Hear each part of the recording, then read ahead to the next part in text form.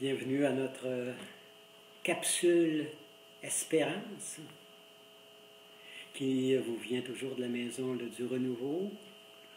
Apporter une espérance, une lumière, un peu de chaleur. Et aujourd'hui, là, vous savez, nous allons vraiment parler un peu des anges gardiens.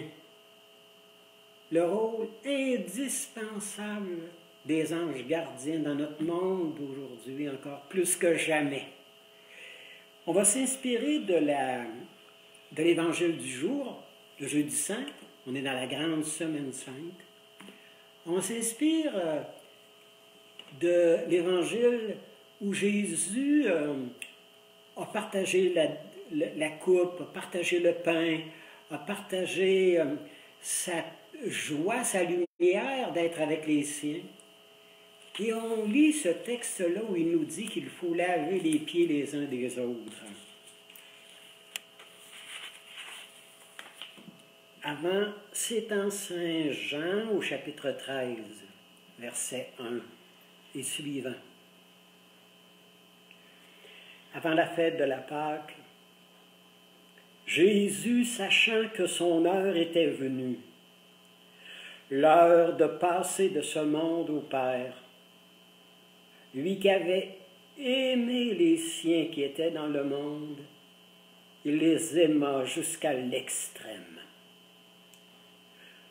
Au cours du repas, alors que déjà le diable avait jeté au cœur de Judas Iscariote la pensée de le livrer, sachant que le Père a remis toutes choses entre ses mains, qu'il est sorti de Dieu et qu'il va vers Dieu, Jésus se lève de table, dépose son vêtement, prend un linge qu'il se passe autour de la taille.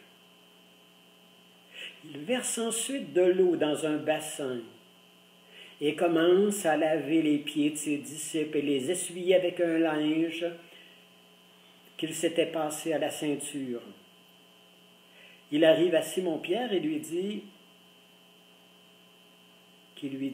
« Toi, Seigneur, me laver les pieds. » Jésus lui répond, « Ce que je fais, tu ne peux pas le comprendre maintenant, mais par la suite, tu saisiras. » Pierre lui dit, « Me laver les pieds à moi, jamais. » Jésus lui répond, « Si je ne te lave pas, tu ne peux pas avoir part avec moi. » Alors Simon-Pierre lui dit, « Alors Seigneur, pas simplement les pieds, la tête, les mains, tout. » Jésus lui dit, « Celui qui s'est baptisé n'a nul besoin d'être lavé. Il est entièrement pur, mais vous n'êtes pas tous purs. » Il savait qui allait le livrer. Et c'est pourquoi il dit, « Vous n'êtes pas tous purs. » Quelle parole de Dieu, quelle scène, alors où Jésus nous donne l'Eucharistie, son pain, son sang, sa vie. Le don de sa vie, il se livre comme un pain. Il se laisse écraser comme du raisin. Il devient notre nourriture.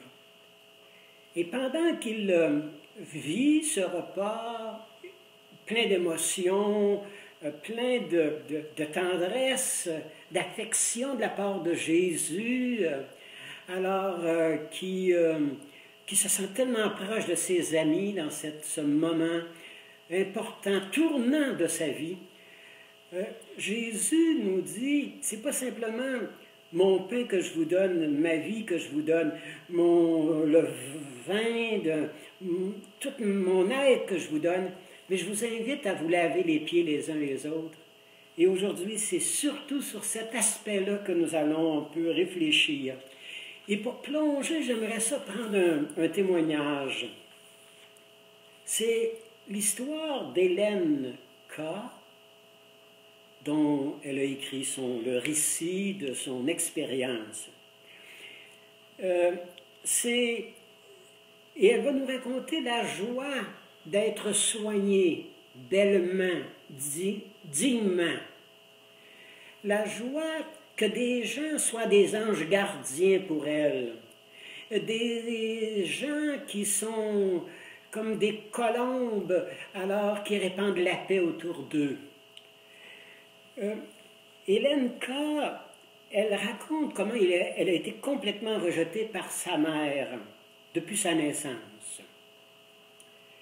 Elle avoue qu'elle n'a jamais, mais jamais connu l'amour maternel, au point de jamais elle ne sut ce que c'était d'être pris dans les bras de sa maman. À plus de 70 ans, la blessure est encore là, ancrée au plus profond d'elle-même. Il reste des blessures profondes, malgré le travail thérapeutique qu'elle a fait sur elle-même et un long cheminement spirituel.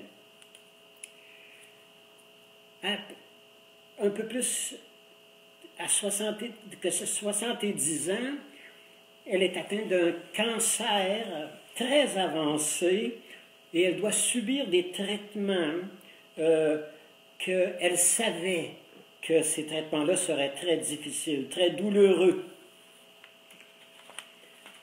Et elle raconte comment, à un moment donné, elle est terriblement affaiblie par les traitements de choc qu'elle subit, et elle est rendue incapable de parler, de bouger, encore moins de se lever.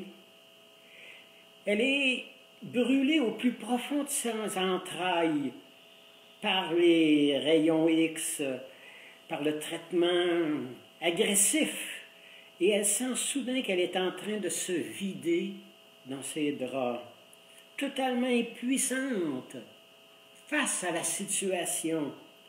Et selon ses propres paroles, le lit n'est plus qu'un amas d'excréments et une odeur effrayante envahit la chambre. Elle pleure de dégoût, de tristesse et très profondément humiliée. Il ne lui reste plus qu'à prier, s'abandonner dans les bras de son père, et c'est ce qu'elle fait. Et dans cet état lamentable dans lequel elle se trouve, impuissante, d'une fragilité inimaginable, arrive une aide soignante, un ange gardien. Et bien qu'Hélène soit très diminuée physiquement, son intelligence est très fine et elle reste en éveil. Et elle s'attend juste la réaction de l'aide soignante qui pourrait mettre le comble à sa détresse, à ses humiliations. Eh bien non, qu'elle dit. L'aide soignante s'est approchée de moi sans un mot. Avec toute la force de sa compassion, elle est allée jusqu'à me prendre dans ses bras. Et délicatement, toujours dans un silence respectueux, d'amour, elle entreprend le changement de mes draps et me fait la toilette dans une extrême douceur. Oui, c'était le miracle qui arrivait. Et je me suis sentie toute petite enfant, prise dans les bras d'une mère, et pour la première fois de ma vie, j'ai expérimenté la douceur et la force de l'amour maternel. J'en ai pleuré de joie. Comment ne pas remercier cette aide soignante, inconnue, cet ange gardien? Vous savez, nous sommes à une période là, où les anges gardiens, ils sont nombreux, hein? On en a chez nous de ces anges gardiens-là, dans nos milieux, dans notre entourage. des gens qui font toute une différence dans notre vie. Alors les anges gardiens qui sont là et qui nous accompagnent dans ce qu'on vit. Alors vous savez, je pense à nos CHSLD. Je pense aux personnes, les foyers âgés, de personnes âgées. Je pense à tous ceux là, qui sont en fin de vie. Ceux qui sont atteints du virus, ceux qui... Alors, nos groupes aussi de fraternité anonyme, AACA, Outre-Mangeurs, tous ces gens qui ne peuvent pas se rencontrer actuellement, échanger, être soutenus, sinon que par téléphone. Je pense à tous ces gens-là qui ont besoin d'anges gardiens. Comme Hélène qu'on parlait, comme Mère Teresa a été un ange gardien pour tant de personnes pauvres à Calcutta. Alors, on en a chez nous, hein? Je pense à Louise Brissette. Vous savez, la Mère Teresa de Bellechasse. Alors, 37, je crois, enfants. Alors, adoptés.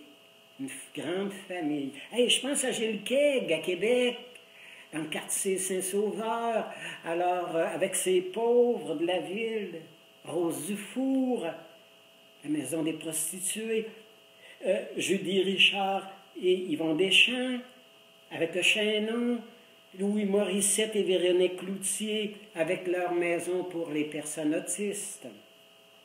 Des dizaines, hein? Des centaines. Mais surtout, ils sont des milliers, ces anges gardiens, là, alors actuellement, dans le monde de la santé, alors qui vont rencontrer des gens dans des états, souvent pour des soins essentiels, tous les gens des services essentiels. Alors, ils se dépensent une énergie, un don, vous savez, une attention aux personnes. C'est ça que Jésus nous a dit là, dans l'Évangile qu'on lisait tout à l'heure. Quand on nous dit que Jésus se lève de table et il dépose son vêtement et il se met à leur dire « Si j'ai lavé vos pieds, le pied des disciples, le pied de mes amis, de mes apôtres, à votre tour maintenant. » Lavez les pieds des vôtres. Et Jésus est descendu, il est sorti de la table et s'est mis à laver les pieds et de Pierre et de Judas et de Thomas, les pieds de chacun. Bouleversant, hein? Émouvant. Les pieds, et laver les pieds aujourd'hui, là, dans notre monde qu'on vit, c'est de téléphoner à quelqu'un. C'est de lui faire une attention. C'est pour les soignants, les aidants naturels, les parrains des fraternités. C'est d'être présent d'une autre façon. Mais on a tellement d'anges gardiens. Regardez, je vous donne un petit témoignage.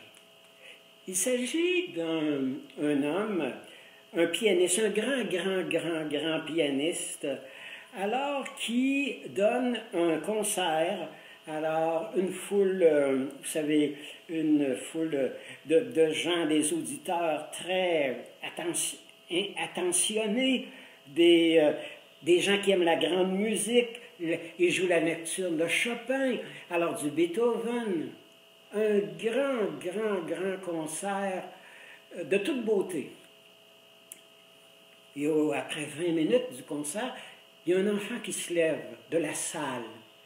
Et il avance du fond de la salle, il échappe à ses parents, et il se met à courir, et il monte sur la scène.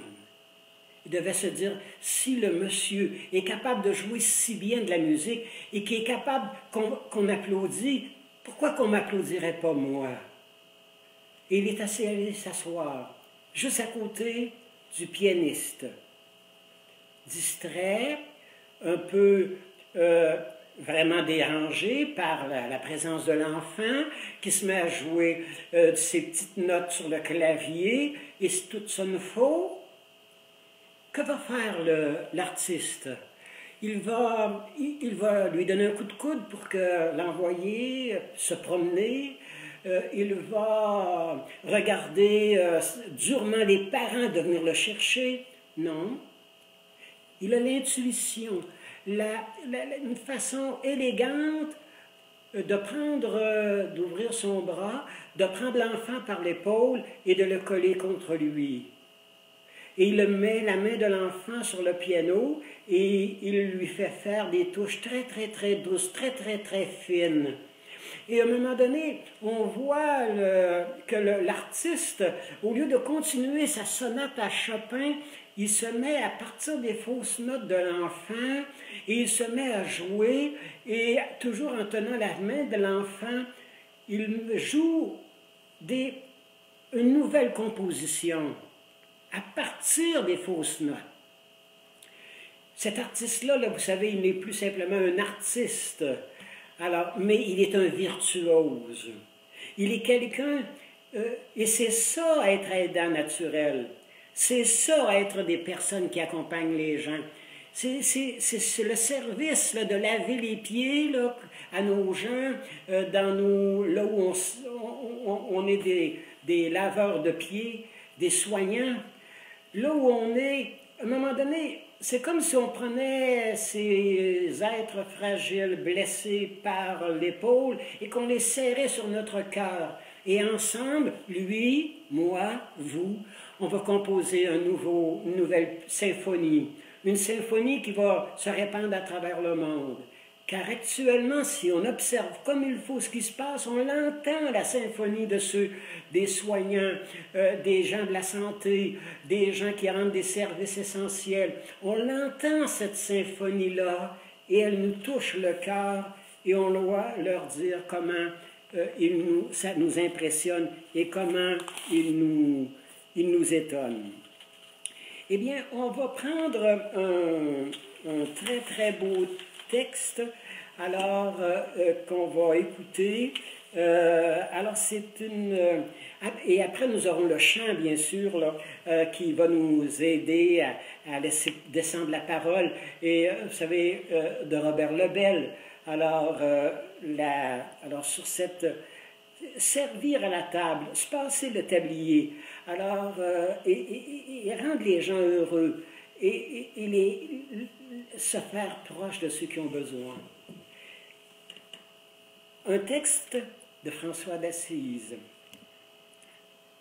Le Seigneur nous a envoyés évangéliser les hommes, les gens de notre milieu.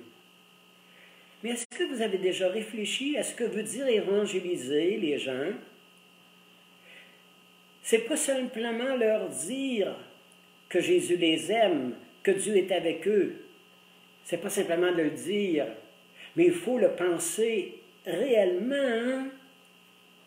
Et pas simplement, dit François d'Assise, le penser, mais se comporter avec ces gens de telle manière qu'ils se sentent écoutés et qu'ils se sentent reconnus et qu'ils se sentent sauvés et qu'à travers le service qu'on leur rend, qu'ils sentent que quelque chose de plus grand en eux, de plus beau, de plus noble que ce qu'ils pensaient et qu'ils s'éveillent ainsi à nouvelle conscience de soi. Oui, nous devons être au milieu des nôtres, sans convoitise, sans recherche de notre moi, sans mépris de ceux qu'on sert, mais capables de devenir vraiment leur ami. C'est notre amitié qu'ils attendent, une amitié qu'on doit leur faire sentir et qu'ils sont aimés de Dieu, aimés de toute éternité et qu'ils sont choyés par un Dieu à travers nos mains, nos bras, nos sourires, notre accueil, nos services.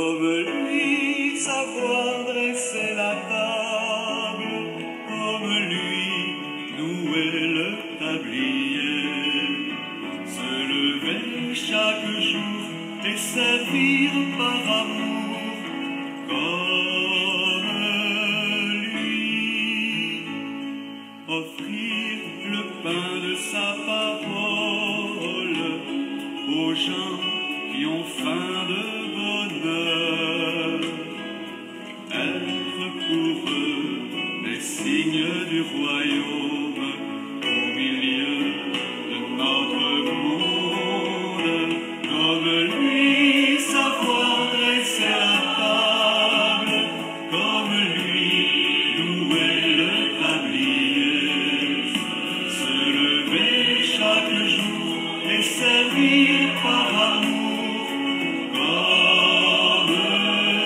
lui, offrir le pain de sa présence aux gens qui ont faim d'être aimés, être pour eux les signes d'espérance au milieu de notre monde, comme lui savoir dresser la table.